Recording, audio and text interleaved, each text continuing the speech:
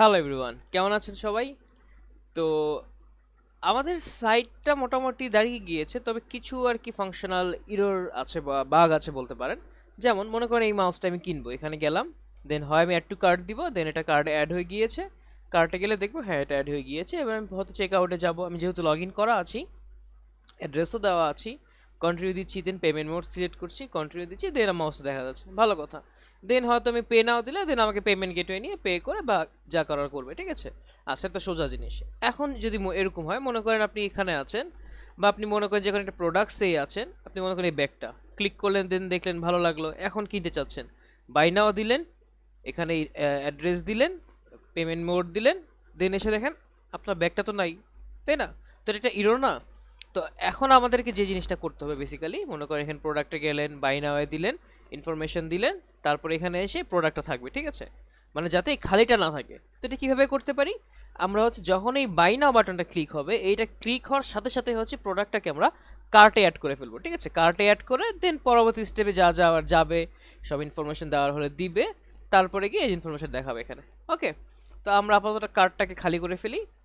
আচ্ছা, তো এখন হচ্ছে এটার জন্য আমরা কোডটা লিখবো। ওকে, যে আমরা প্রোডাক্টসগুলোর ভিতরে বা টপ প্রোডাক্টসের ভিতরে যেই প্রোডাক্ট সেকশনটা চলে আসতেছে, প্রোডাক্ট স্ল্যাশ আইডি দিয়ে যে সেকশনটা চলে আসতেছে, এইটার ভিতরে হচ্ছে আমরা বাই নাওটাকে ফাংশনাল করব। ফাংশনাল তো আছেই, মানে এখানে বেসিক্যালি আমরা কি করব, এখানে হচ্ছে আমাদের যাতে এটাকে ক্লিক করে দেন হচ্ছে আমরা প্রোডাক্টটা কার্টে অ্যাড হয়ে যায়। ওকে, আচ্ছা, তো চলেন শুরু করা যাক।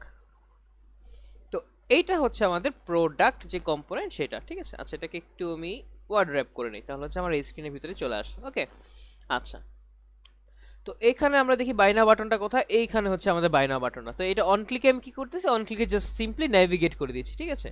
তো আমি এখানে সিম্পলি নেভিগেট না করে এটাকে মনে করেন আপাতত আমি কেটে দিলাম। নেভিগেট না করে আমি একটা ফাংশন লিখলাম, ফাংশনের নাম কি, হ্যান্ডেল ক্লিক। তার মানে এই ফাংশনটা কি করবে, ও হচ্ছে ক্লিকটাকে হ্যান্ডেল করবে। ওকে, এবং এই ফাংশনের ভিতরে আমি হচ্ছে প্রোডাক্টটাকে পাস করে দিচ্ছি, মানে যে প্রোডাক্টের পেজে আছে বা যে প্রোডাক্টটা আছে সেটাকে আমি পাস করে দিচ্ছি হ্যান্ডেল ক্লিক ফাংশনটার ভিতরে।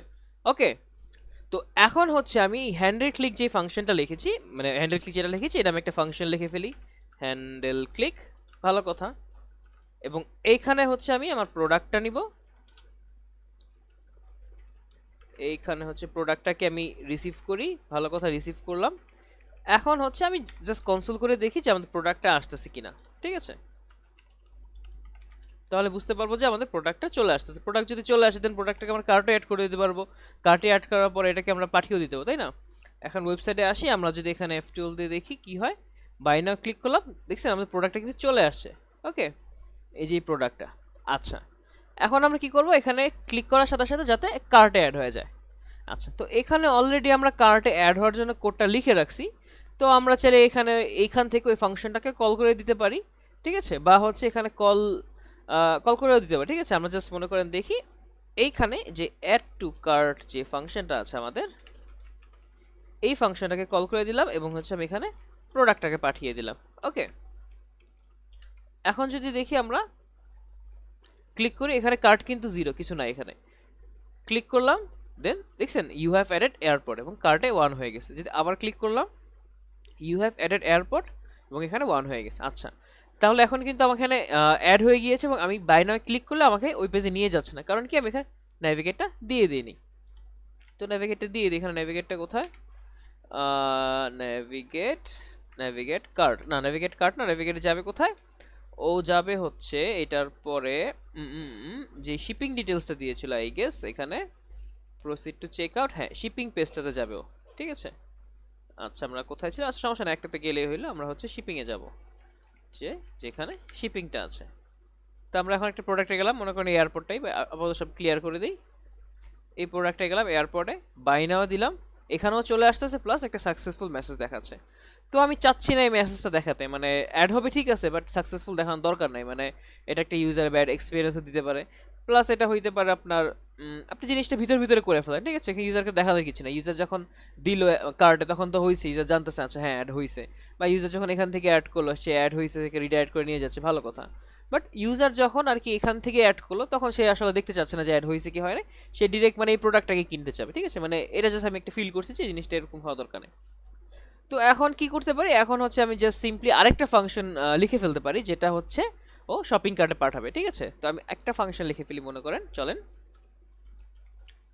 কনস্ট শিপিং না, কনস্ট শপিং কার্ট, মানে ও হচ্ছে শপিং কার্টে অ্যাড করবে, ওকে। এবং ও কি রিসিভ করবে, ও হচ্ছে প্রোডাক্টটাকে রিসিভ করবে, এবং এরপরে ও হচ্ছে কাজ করবে, কি কাজ করবে, ও হচ্ছে এটাকে অ্যাড করে দিবে, ওকে।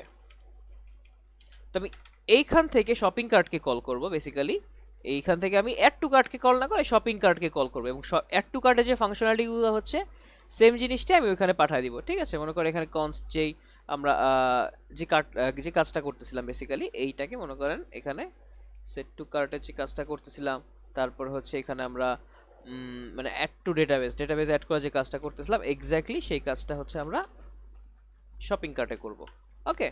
এবং এইখানে তো কাজটা হচ্ছে না, এখন এটাকে কি করব, শপিং কার্টে কল করে দিব, যে এখানে শপিং কার্টকে কল করে দিলাম, এইখানে হচ্ছে প্রোডাক্টটা পাঠিয়ে দিলাম, ওকে, প্রোডাক্ট, ওকে। এবং তাহলে জিনিসটা কি হলো, আমি জিনিসটা ফ্লোটা বুঝাচ্ছি, এবং এখানে একটা কনসোল বসছে, কনসোলের দরকার নেই, অ্যাড টু কার্ট তারপর নেভিগেট, আচ্ছা। এখন জিনিসটা কি করলাম, মানে একটু আগে যখন অ্যাড টু কার্ট করতাম তখন কি হতো, জিনিসটা কার্টও অ্যাড হইতো, প্লাস আমাকে একটা মেসেজ দেখাইতো যে আপনি অ্যাড করছেন এই প্রোডাক্টটা। আচ্ছা, এটা হচ্ছে যখন আমরা ডিরেক্ট এই বাটনটা যখন অ্যাড টু কার্টে চাপ দিয়ে মানে আর কি প্রোডাক্টটা অ্যাড করি। বাট আমি যখন এই হ্যান্ডেল কার্ট মানে এখানে যখন এই বাই নাও প্রোডাক্টের মানে বাই নাও যে বাটনটা ওটাতে চাপ দিই তখন কি হবে, তখন যাতে অ্যাড টু কার্টে না গিয়ে, আচ্ছা এখানে অ্যাড টু কার্ট হবে না, এখানে শপিং কার্ট, আমরা তো চেঞ্জ করে ফেলেছি এটা, তাই না, এটা হবে শপিং কার্ট, ওকে। তাহলে কি হবে, তাহলে হচ্ছে ও কোনো মেসেজ দেখাবে না, ও জাস্ট যাবে অ্যাড করবে, দেন ও চলে আসবে এবং চলে এসে নেভিগেট করে দিবে। দেখেন ডিফারেন্সটা, মনে করেন এখানে একটু আগে কি হচ্ছিল, কিন্তু ক্লিক করতেছিলাম ও মেসেজও দেখাচ্ছে প্লাস নেভিগেট করে দিচ্ছে। এখন অ্যাড টু কার্টে দিলাম, দেখেন সাকসেসফুল মেসেজ দেখাচ্ছে এবং অ্যাডও হচ্ছে। আমি বাকি পুরোটাকে রিমুভ করে দিই, আমি কার্টে দিলাম, অ্যাড হইলো, ডিটেলসে দিলাম, বাট এখানে গেলাম, ভালো কথা, আমি এখানে দেখেন একটা আছে, কিন্তু এখন অ্যাড টু কার্টে দিলাম, কার্ডে অ্যাড হলো, অ্যাড টু কার্টে দিলাম, কার্ডে অ্যাড হলো, তিনটা আছে। এখন যদি আমি বাই নাওয়ে দিই তাহলে দেখেন অ্যাডও হয়েছে, কিন্তু চারটা হয়ে গেছে, প্লাস আমাকে শিপিংয়ে পাঠিয়ে দিচ্ছে, ঠিক আছে। তো এটা হচ্ছে ফাংশনালিটি ডিফারেন্স হওয়ার কারণে, ফাংশনালিটি সেম, মানে রিডাইরেক্ট যেহেতু করবে, এই ডিফারেন্সটা হওয়ার কারণে আমি হচ্ছে আরেকটা ফাংশন লিখে ফেললাম, যেই ফাংশন হচ্ছে আমি জিনিসটা সেভ করলাম। তো অ্যাড টু কার্ট দিলে হচ্ছে আমি সোয়েল ফায়ার করতেছি যে আমি একটা মেসেজ দেখাচ্ছি, আর যদি অ্যাড টু কার্টে না হয়, যেটা হ্যান্ডেল মানে যেটা হচ্ছে হ্যান্ডেল ক্লিক ফাংশন থেকে যায়, তখন জাস্ট আমি তাকে অ্যাড করে দেন নেভিগেট করে দিচ্ছি, ওকে। তো এই জিনিসটা আর কি আমাদের করা দরকার ছিল, দেন কন্টিনিউ গেলাম। এখন যদি দেখি আমরা এখানে আছে, আচ্ছা আপাতত এটাকে পুরোটাকে খালি করে দিই। এখন মনে করেন এই মাউসটা দিলাম, বাই নাও দিলাম, কন্টিনিউ কন্টিনিউ, এখন দেখছেন মাউসটা আছে, ঠিক আছে, যেটা আগে ছিল না, ওকে। তো এই আর কি, এই ভিডিওতে আমরা হচ্ছে এই কাজটুকু করেছি। আচ্ছা এরপরে চাইলে আমরা এরপরে আমরা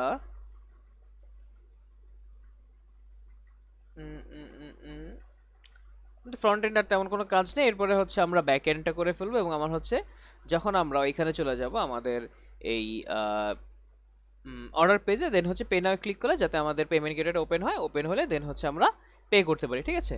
তো এই ভিডিওটা এতটুকুই থাকছে, দেখা হচ্ছে নেক্সট ভিডিওতে, ধন্যবাদ সবাইকে।